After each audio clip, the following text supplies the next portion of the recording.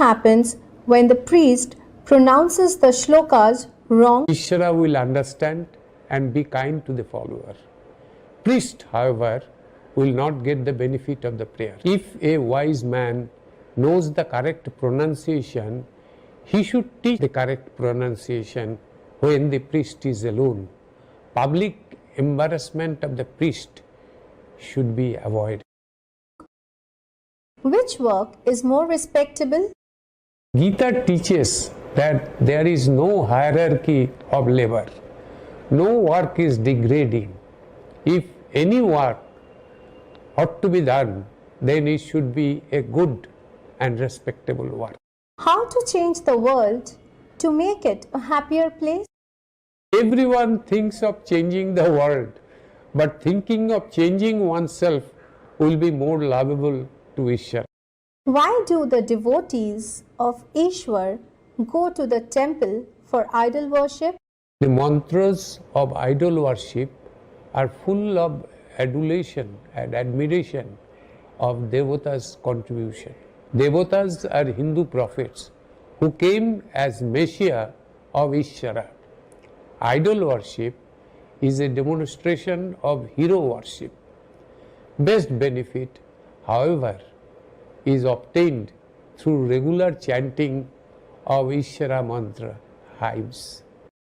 Can any Devata claim to be the last prophet of Hindus? All prophets were human beings. Ishvara has the final right if he would send another prophet or not. No human can usurp that right from the Ishvara. Till date, Lord Krishna is considered to be the last prophet of Hindus.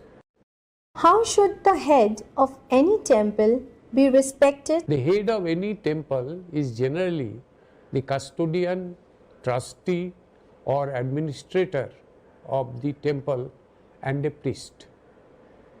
Devotees should respectfully cooperate with the head of the temple so that he can conduct himself in a manner beneficial to all devotees and society at large. What sort of political state is conducive to the Hindus? Politics is the art of achieving and running a government. In the political system, the spread of Hindu philosophy must be possible. The most preferred king is the one who works for betterment of Hindu subjects. A king who is not totally committed to Hinduism but at least sympathetic to its goal is acceptable. By this token, a Hindu who lives under a regime devoted or even favorable to Hinduism should actively work for the survival of the government and spread of Hindu philosophy. And any Hindu who lives under a regime hostile to Hinduism should struggle for its overthrow whenever the opportunity presents itself. When and how should a Hindu show disobedience to a ruler? In case dispute as to who should be the king or why should we obey the king arises, all conscious Hindus must look back in the history and discuss with other Hindus. The impulse to do so should be much more powerful when Hindus are under a hostile regime, as large number of them have suffered for many centuries under alien rulers, and those associated with them. The vital condition which should be observed by the Hindus in exercising its right to resist injustice and negligence, even if by group work, is that the advantage of such an act will always outweigh its disadvantages.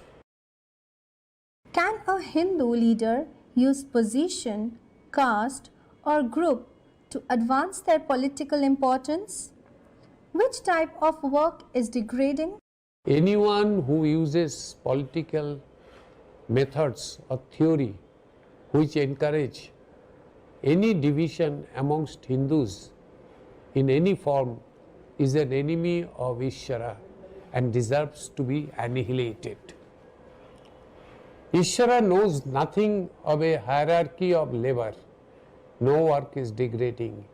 If it ought to be done, then it is a good work. Will Hindus endure injustice as a fait accompli?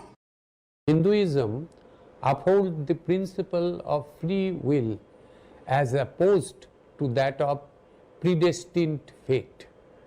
True Hindus will never meekly endure injustice unless they become first convinced of their incapacity to determine their own destiny. Vedas says, verily, Ishvara will not change the condition of a folk till they change what is in themselves. Hindus are obliged to revolt when they are convinced that the king, who is charged with the task of preserving the justice of the governing system, proves to be the mainstay of its abuses.